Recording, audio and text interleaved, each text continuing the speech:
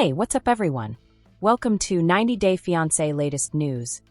They had told the world about their love. Two hearts from opposite ends of the earth crashing together in a way that makes for great stories. When David Toborowski first met Annie Suwan in Thailand, their journey was full of struggle, cultural differences, and unwavering love.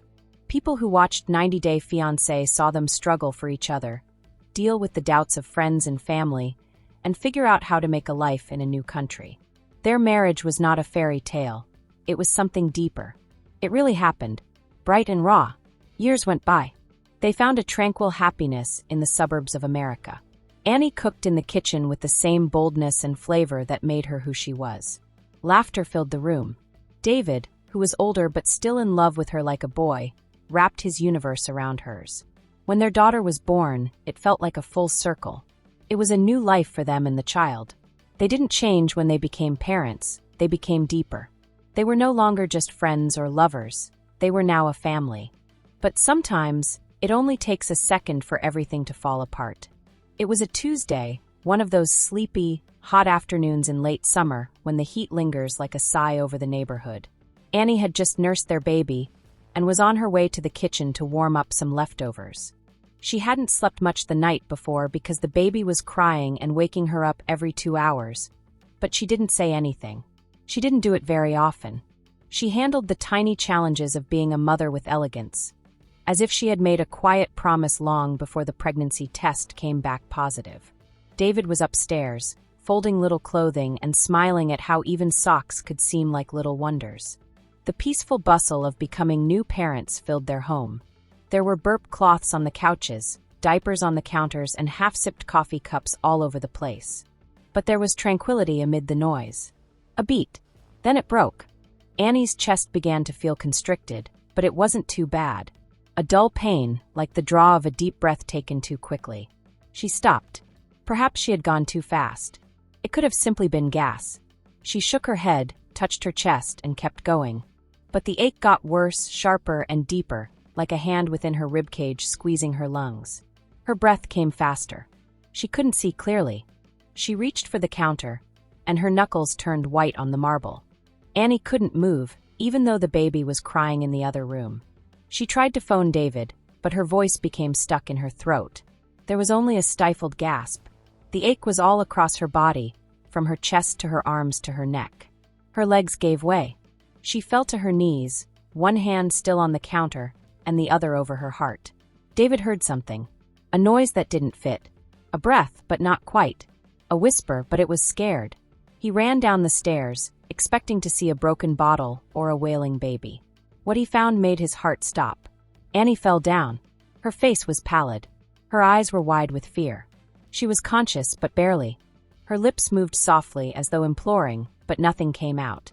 She looked at him not just as her spouse, but also as the last thing that kept her in this world. He fell next to her and took her hand.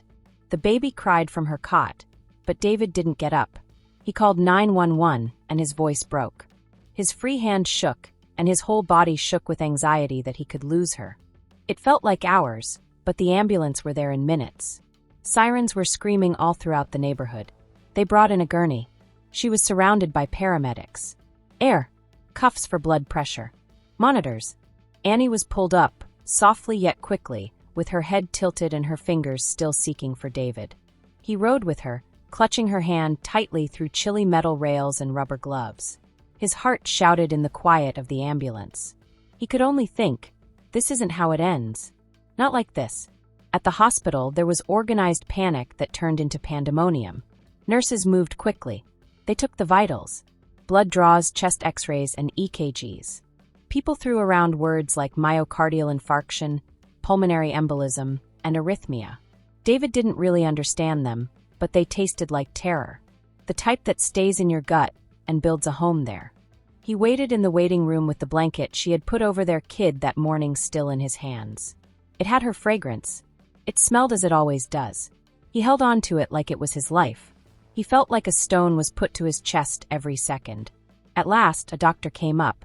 Her face was serene but serious. The words came out slowly, like walking through a minefield. There was no heart attack. There was no clot. It was inflammation of the stomach. Very bad. Very bad. The pain felt like heart problems, such heaviness in the chest, trouble breathing, and high blood pressure. But the main problem was that she had a lot of acid in her stomach because of stress, not eating regularly, and recently, some poor takeout she had eaten when she was too exhausted to prepare. David let out a breath, which sounded like breaking. He felt a wave of relief, but also a wave of remorse. He had told her not to push herself, told her to take a break. But Annie was always Annie, caring, feeding, and moving.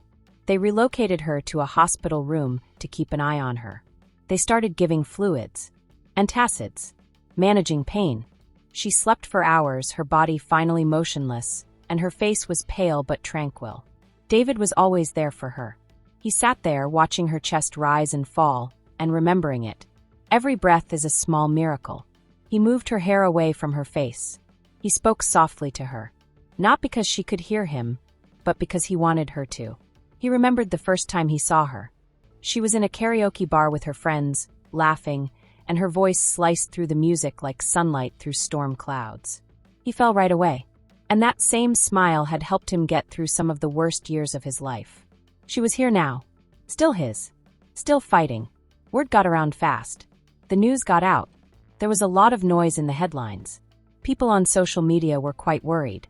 Fans sent Annie pictures of happier times and prayed for her to get better. The noise outside didn't bother me, though. In that hospital room, time went by in a strange way. The world got smaller, like a heartbeat. A breath. A prayer said in a whisper. Annie smiled weakly at David when she woke up. She had a raspy voice. Her eyes were puffy.